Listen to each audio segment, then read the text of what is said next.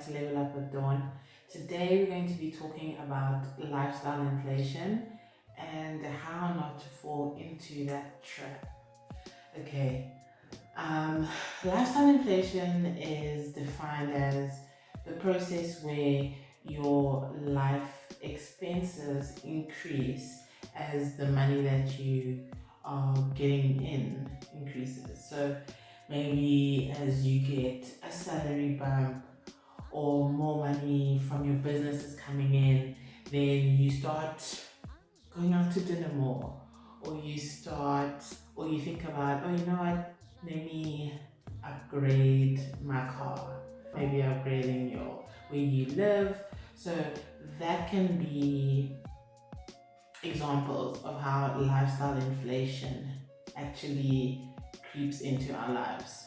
But the fact of the matter is, if we are trying to level up our lives holistically and level up to the point where we never have to backtrack back down, lifestyle inflation can hamper our goals, and it can hamper the speed at which we reach the goals that we are trying to reach. So I wanted to talk to you guys today about what we can do to curb that so that we can stay on track on our goals to leveling up our lives. Tip number one is to ask yourself why.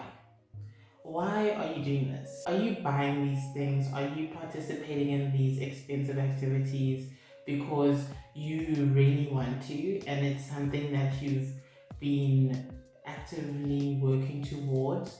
Or are you just trying to keep up with the Joneses? And honestly, I don't think there's shame if your answer is the second one, but you need to realize that your life is your own, and what you're keeping up with is what people are choosing to show you. You don't know what's going on in people's lives, you don't know how people's lives are financed.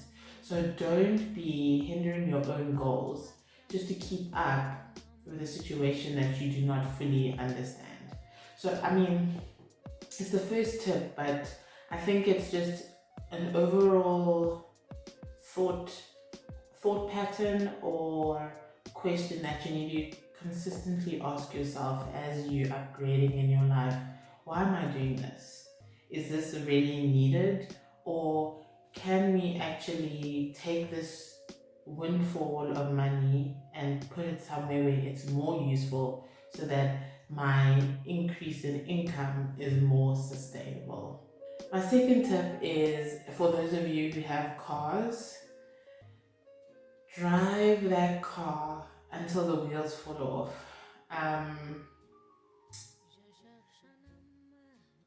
Yeah, there's so many nice cars coming into the market.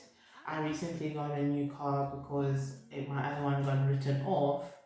And when I was in the market looking for a car, it was so easy for me to almost rationalize spending more on a car. And I mean, I don't know why, because I'm home all the time. I work from home now. My son's school is close by. Like, I don't need a car to travel long distances. I don't need a car to conduct business. So if I decided to purchase that bigger car, it would have increased my monthly installments by a lot more than they needed to be. And also the other goal that I'm trying to achieve would be pushed further back, because every month I have this big expense that I'm obligated to pay, and it's not even an asset that I use to generate money, because maybe I would have been able to justify it a little bit more if I was still driving to the office, but I'm not even driving to the office at this stage. So drive that car till the wheels fall off. And if you are in the market looking for a car, I really suggest you get a second-hand car, because as much as I say all of this, there's still people out there where they have the means to upgrade their car with every new model that's released. And so you will find some really good cars in the second-hand market that are of good quality. And if you really do want like low mileage cars, you can get a demo. But yeah, do not spend money on a car if you do not have to. And if you're even in a position to do so and you're willing to take the time, downgrade your car to something that is more fuel efficient and still serves the purpose that it needs to serve in your life. The third tip that I have for you guys is to have a purpose for your bonuses. So this could be unexpected payment. I don't know, maybe you won the lotto. Maybe you got a bonus at work. Maybe sales are in your businesses are increasing exponentially and now you can afford to pay yourself a salary. Those extra lump sums of money should not be left to their own devices, essentially, because then that's how you'll say, oh, I can get that. We have some extra money. Oh, we can get that. Oh, we can get that. And then you end up spending a lot of money on miscellaneous items that were just for momentary joy or fulfillment, but they didn't help to further your goals or to further the steps that you are taking to reach the levels that you're trying to reach. Some of you guys will be discussing salary increases with your managers and whatnot. So if you do get a bonus, and I hope you do, I'm rooting for you all, have a plan for that money and make sure that that plan is to put it somewhere where it can be the most beneficial to you now and in the future. Even if you have to sacrifice a little bit now for your future, but it will help to sustain the growth that you are building. The last tip that I have for you is to plan your splurges. So if you really are, and I think this is important, right? Because I didn't want to come on here and say, do not splurge at all. Everything needs to go to your loans. Everything needs to go to investments. Everything needs to go to your businesses. That's not realistic, because as much as we're planning for the future, we live right now. Right now is an important part of the journey that we're taking to the future. And so it has to be enjoyable as much as it can be as you're getting through this, because that's how you sustain your drive as you're reaching your goals. And so you should splurge on yourself, you should treat yourself, you should reward yourself for the milestones that you achieve. But plan them. Plan them, know how much they are, put aside money in advance so that you can spend that money guilt-free without having to think, oh, it could have been put here, it could have been put there, because then that dampens that experience or that thing that you have gotten to reward yourself for what you've achieved.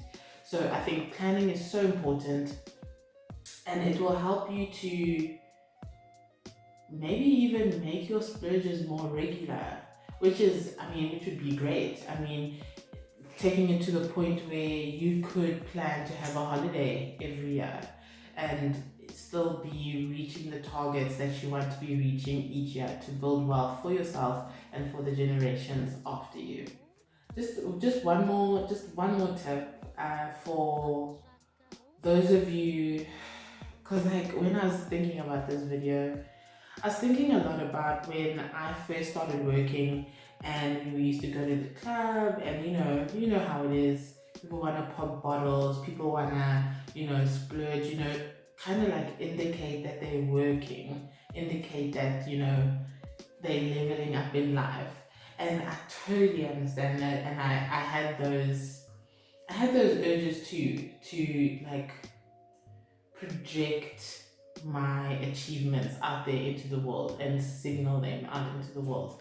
And I think one thing that really put me in good stead, and it wasn't through my own doing, but I would advise people to do this, is invest in shares, invest in dividend paying shares, and then twice a year, for most companies, they pay dividends. If you're invested in companies where those 2 times in the year are different months, then you could put yourself in a position where you have a little lump sum coming in to your account in the form of dividends every month, or every 2 months, or for every quarter of the year.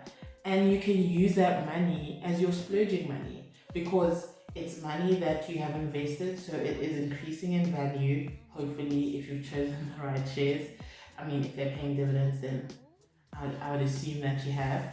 And then you can still enjoy life, and you can still have nice things, but you are taken care of, because the source of that income is one that's working for itself and one that accumulates in your sleep. So I hope this video I'm always lunging forward into the camera. So I hope you guys enjoyed this video. If you did, please give this video a like, and if you want to see more content like this, please subscribe to the channel, and I will see you in my next video. Bye.